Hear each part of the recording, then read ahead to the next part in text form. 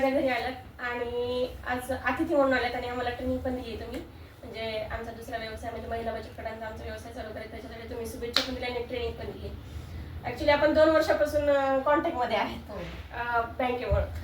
आणि आज मला तुमच्याकडे बघितलं, तुमच्याशी कॉन्टॅक्ट केला की स्वामी समर्थांची मला पॉझिटिव्ह एनर्जी तुमच्याकडून येते मला. आणि तुम्ही पण स्वामी भक्त आहेत, मी पण स्वामी भक्त आहे, त्यामुळे मला तुमच्या आयुष्यात झालेले बऱ्याच काही प्रसंगांची माहिती आमच्या प्रेक्षकांना द्या आणि स्वामींची आलेली प्रचिती प्रेक्षकांना सांगा. म्हणजे माझ्या महिला गटांना पण, महिला बचत गटातल्या लेडीजला पण तो पोहोचला पाहिजे आणि तुमच्याकडून जी ऊर्जा भेटते आम्हाला ते अशीच भेटत द्या.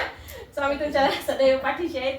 तुम्ही जे काही महिलांसाठी काम करता, कार्य करता, ते खरंच एक म्हणजे खूप काही मोठी कामगिरी करताय तुम्ही महिलांसाठी.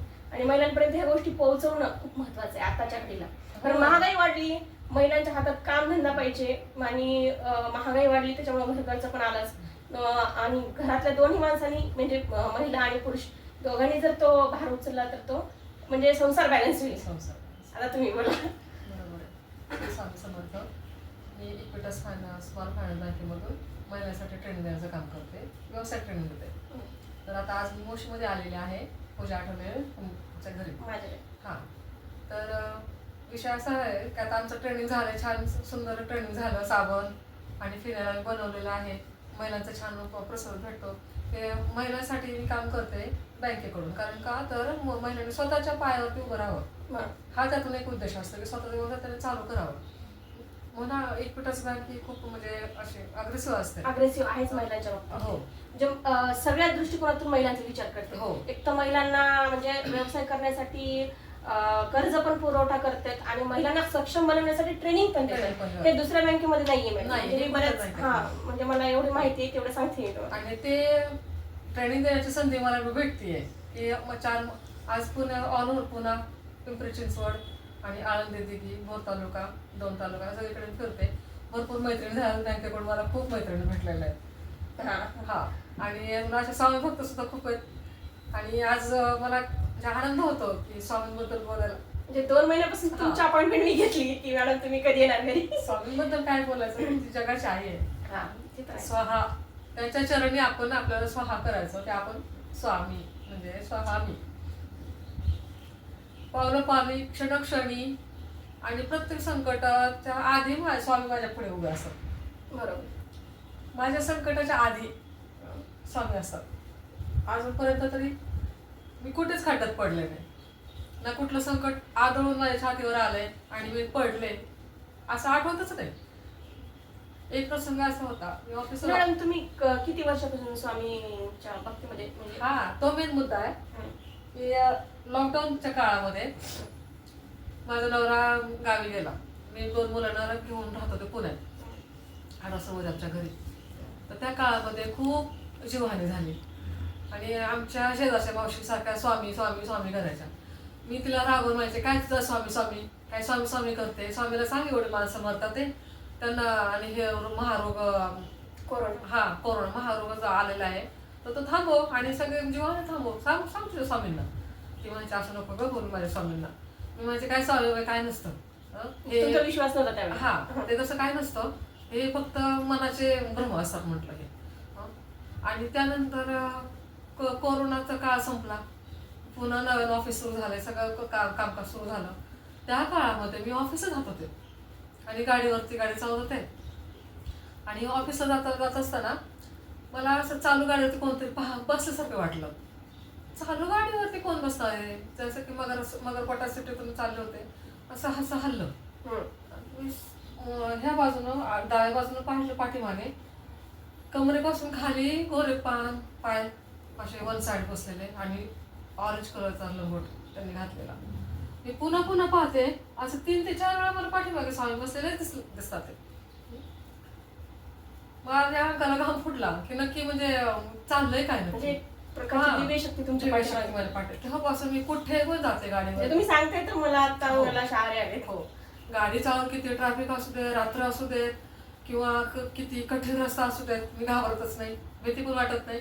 माझ्या पाठीवर स्वामी. हा, मी सांगते तर आम्हाला म्हणजे. हो. आणि सगळ्यात कठीण प्रसंग हा होता. नसरापूरला मी गेले होते ट्रेनिंगसाठी.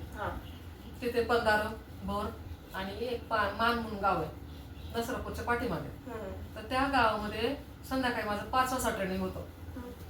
पण मला जायला उशीर झाला, कारण का ते भोर तालुक्यातून फिरून फिरून जाऊन मला तिथे जायला वेळ झाला. हम्म.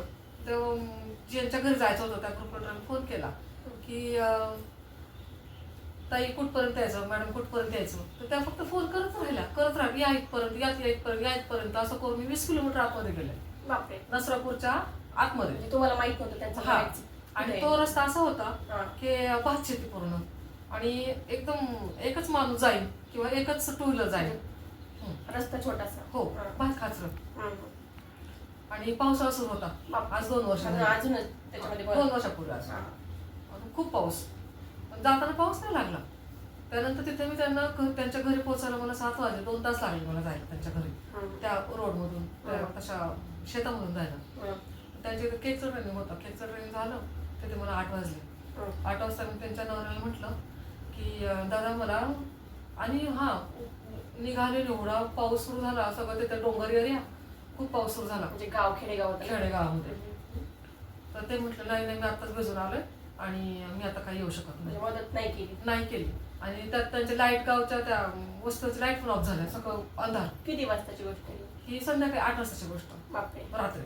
पण त्या वेळेला ताई तुम्हाला मदत करायला पाहिजे होत्या. हो, तुम्ही करायला गेल्या पाहिजे. होत्या त्यांना ट्रेनिंग देण्यासाठी. पण त्यांनी नाही केली. त्या ताई म्हटल्या हम्म. की त्या मॅडम बोलल्या की ह्यांना सोडवायला जा म्हणून नसरापूरपर्यंत. पण ते नाही आले. हम्म. ते म्हटलं अंधार खूप झालंय आणि मी जाऊ शकत नाही म्हणून. हम्म. नाही आले. हम्म.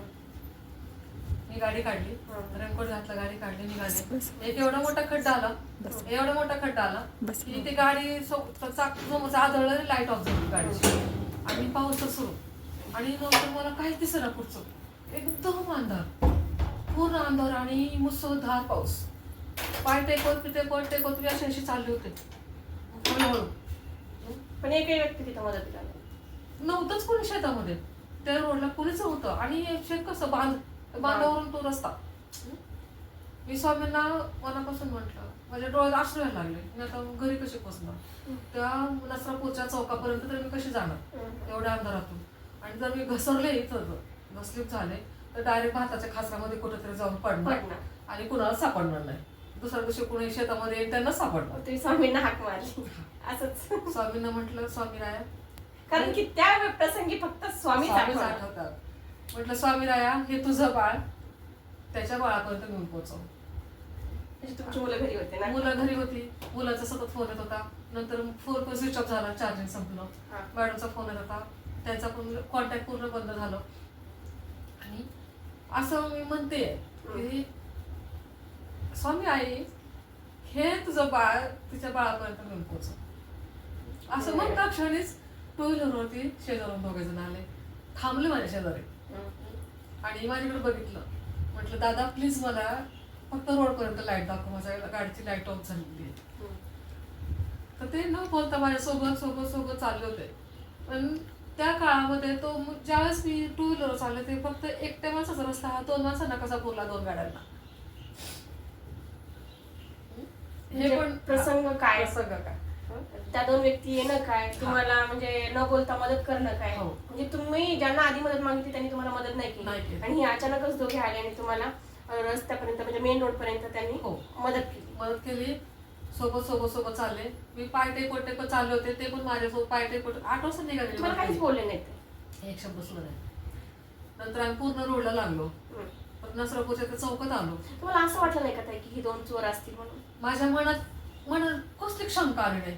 कसलीच की हे नाही. म्हणजे तुम्ही मी एकटी, एकटी हे आहे. दोघे, काहीच हो. वाटलं नाही. मी एकटी आहे, माझ्यासोबत काही सुद्धा घडू शकतो असं माझ्या मनात बिलकुल चाललं नाही. फक्त माझ्यासोबत कोणतरी आहे आणि मी तिथपर्यंत जाणार, एवढंच फक्त माझ्या मनात. आणि हे दोघे मला तिथपर्यंत घेऊन जाणार, नसरापूरच्या चौकापर्यंत. हे माझ्या म्हणजे अगदी ठासून मनावर बोललेलं. चौकामध्ये आलो आणि ते दोघे थांबले. मग मागचे जे होते त्यांनी माझ्याकडे बघितलं. मी गाडी तिथपर्यंत त्यांच्या नेली. म्हटलं आभार मानावे, म्हटलं धन्यवाद दादा, तुम्ही मला इथपर्यंत सोबत दिले, खूप खूप आभार आहे म्हटलं. तर एक शब्द बोलले नाही, ते निघून गेले. निघून पुढे गेले. आर्मीचा लोक होता पाठीमागे गाडीवरती, त्यांची टू व्हीलर होती. तर आर्मीचा लोक होता, त्याच्या खाली नंबर होता गाडीचा तो नंबर मी पाठ केला. म्हटलं हे आर्मीचे लोक आहेत, म्हटल्यानंतर काय टेन्शनच नाही. म्हणूनच त्यांनी मदत केली. असं म्हणजे मला वाटलं की डोंगरातून कोणी येत असतील आर्मीचे लोक. काय वाटलं तरी पण म्हटलं आपलं शंका म्हणून, म्हणजे काहीतरी म्हणजे मनात आलं म्हणून मी गाडीचा नंबर तोंडपाठ केला त्यांची. ते पुढे निघून गेले. गाडीचा नंबर म्हणत म्हणत म्हणत म्हणत मेन रोडला लागले, सातारा रोडला लागले. त्यानंतर म्हटलं आता दिवसभर आपण फिरलोय, पेट्रोल तरी बघावं. टंकी उघडली, त्यामध्ये पेट्रोलच नाही. 3 पेट्रोल पंप आहेत नसापूर पासून कात्राच्या एरियापर्यंत, शिवापूरपर्यंत. पहिला पेट्रोल पंप बंद होता, दुसरा